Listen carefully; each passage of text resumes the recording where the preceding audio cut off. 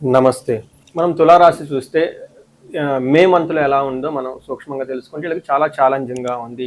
అంటే కొన్ని విషయాల్లో సపోర్టివ్‌గా ఉంది. కొన్ని విషయాల్లో కొంచెం ఇబ్బంది పెట్టే విధంగా ఉంది. ముఖ్యమైన గ్రహాలు గమనించుకుంటే సూర్యుడు, కుజుడు అనుకూలమైన పరిస్థితుల్లో కంటే కూడా ఇబ్బందులు పెట్టే విధంగా ఉన్నారని గమనించుకోవాలి. తద్వారా ఈ మంత్ అంతా చక్కగా మీరు ప్లాన్ చేసుకుంటే చాలా జాగ్రత్తగా ముందుకెళ్ళిపోవచ్చు. ముందు ఎలా ఉంది ఏందో తెలుసుకోబోయే ముందు చిత్తా 2, 3, 4 పాదాలు, హస్త 1, స్వాతి 1, 2, 3, 4 పాదాలు, విశాఖ 1, 2, 3 పాదాలంతా తులారాశిలో ఉంటారని గమనించాలి. మనం పేరు బలం ప్రకారం చూసుకుంటే వీళ్ళకి రా, రీ, రు, రే, రో, తా, తీ, తూ, తే అన్న అక్షరాలంతా కూడా మనకి తులారాశిలో ఉంటారు.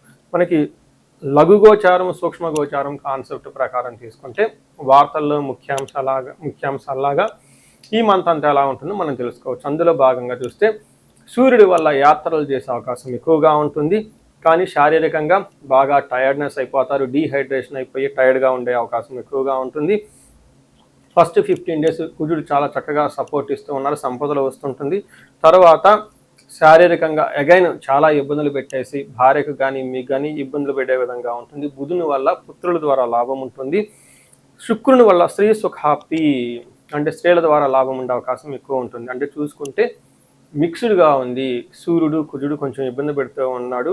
మిగతా గ్రహాలు కొంచెం యావరేజ్గా ఉన్నాయని చెప్పుకోవచ్చు. ఇప్పుడు మీరు గమనించుకుంటే ఎయిత్ హౌస్లో సూర్యుడు మీకు వెళ్తూ ఉన్నాడు. అంటే 7th నుంచి 8th హౌస్కు వెళ్ళటంతో ఓవరాల్గా ఈ ట్రాన్సిషన్ అనేది అంత మంచిది కాదు అని చెప్తారు.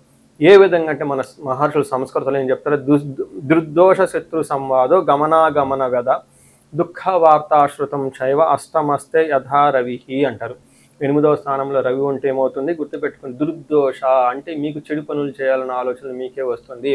స్మార్ట్ వర్క్గా చేద్దాం, ఎవరు చూస్తున్నారులే కొంచెం ఎస్కేప్ వెళ్ళిపోదాము అని చెప్పే ఆలోచన ఉంటుంది.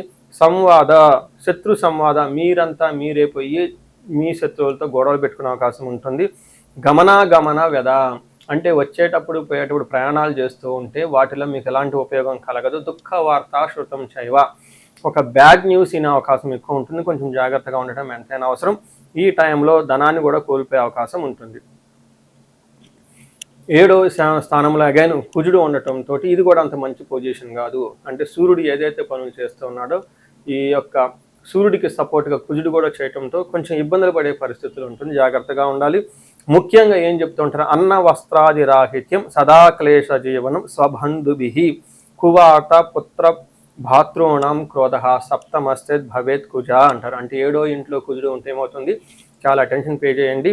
అన్న వస్త్రాది రాహిత్యం టయానికి భోజనం చేయకుండా, ఓకే, టయానికి మనం ఫ్రెష్గా నీట్గా ఉండకుండా అంతా ఫుల్గా బిజీగా ఉండే అవకాశం ఉంటుంది. తర్వాత భోజనం చేయడానికి కూడా టైం ఉండదు, అలా ఉంటుంది. అంతేకాకుండా సదా క్లేశం ఎప్పుడు ఏదో ఒక బాధ టెన్షన్తో ఉంటుంటారు. స్వబంధుభి మీకు కావాల్సిన బంధువులే వల్ల మీకు భయప్రదం అవకాశం ఉంటుంది. కువార్త ఇదేనండి కొంచెం అటెన్షన్గా. ఇది కువార్త అంటే చెడు వార్తలు వినే అవకాశం ఉంటుంది. ఇందాక కూడా మీరు రిపీట్ అయిందంటే సూర్యుడు కూడా చెడు వార్తల వల్ల వినే అవకాశం ఉంటుంది. కుజుడు వల్ల కూడాను మీకు చెడు వార్తలు వినే అవకాశం ఉంటుంది. భాతృణాం క్రోధ అంటే మీకు అన్నదమ్ములతోటి లేదంటే కొడుకులతోటి పిల్లలతోటి గొడవలు అయ్యే అవకాశం ఉంటుందని మనకి చెప్తూ ఉంటుంది. అయితే కుజుడు ఒక మంచి కూడా చేస్తాడంటే అదేంటంటే ప్రాఫిట్ బాగుంటుంది, ప్రోగ్రెసివ్గా ఉంటుందని గమనించాలి. అయితే ఇవన్నీ 2 గ్రహాలు ఇబ్బంది పెడుతున్నా మీకు చక్కగా సపోర్ట్ ఇచ్చే గ్రహం ఎవరంటే శుక్రుడు.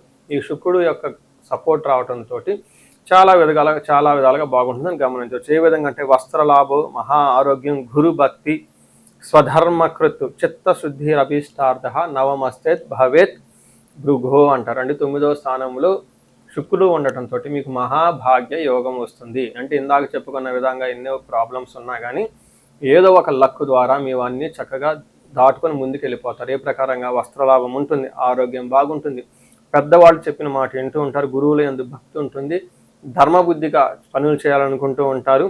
అలానే చిత్తశుద్ధి మైండ్ ఇంట్యూషన్ చాలా స్ట్రాంగ్గా చక్కగా ఉంటుందని చెప్పుకోవాలి. అయితే వీటితో పాటు లవ్ రొమాన్స్కి సంబంధించిన వ్యవహారాల్లో కూడాను కొంచెం మీకు అనుకూలంగా ఉండే అవకాశం ఉంటుంది. అయితే బుధుడు మీకు అగైన్ మంచి లాభాన్ని చక్కగా పుత్రుల ద్వారా బంధువుల ద్వారా ఒక మంచి సపోర్ట్ని అయితే తీసుకొస్తూ ఉన్నారు. సో చూశారు కదండి, కొన్నిసార్లు బాగా సపోర్టివ్గా ఉంది, కొన్నిసార్లు కొంచెం అంత సపోర్టివ్గా కూడా లేదు. మీకు అని గమనించుకొని ఎక్కడెక్కడ బాగుందో దాని మీద కాన్సన్ట్రేషన్ చేస్తూ ఎక్కడెక్కడ ప్రతికూలంగా ఉందో ఆ టైంలో మీరు కొంచెం టైం తీసుకొని కొంచెం పోస్ట్పోన్ చేసుకోవటం, నిదానంగా ఆలోచించి డెసిషన్ తీసుకుంటే బాగుంటుందని తెలుసుకోవాలి. అయితే మనం నక్షత్రాల వారీగా కూడా మనం ఎప్పుడు ప్రతి మాసం చెప్పుకుంటూ ఉంటాం. ఈ రాశిలో 3 నక్షత్రాలు ఉంటాయి. అవి చిత్తా, స్వాతి, విశాఖ 3 నక్షత్రాలు ఉంటాయి. ఈ నక్షత్రం బట్టి మనం చూసుకుంటే చిత్తా నక్షత్రం వాళ్ళకి పాజిటివ్గా రాజ్య లాభము, వస్త్ర లాభము చూపిస్తుంది. అంటే మీకు ఖచ్చితంగా ప్రమోషన్ వచ్చే అవకాశం ఉంటుంది. షాపింగ్ చేసి చక్కగా మీకు కావాల్సిన ఐటమ్స్ కూడా కొనుక్కుంటూ ఉంటారు. అయితే ధనము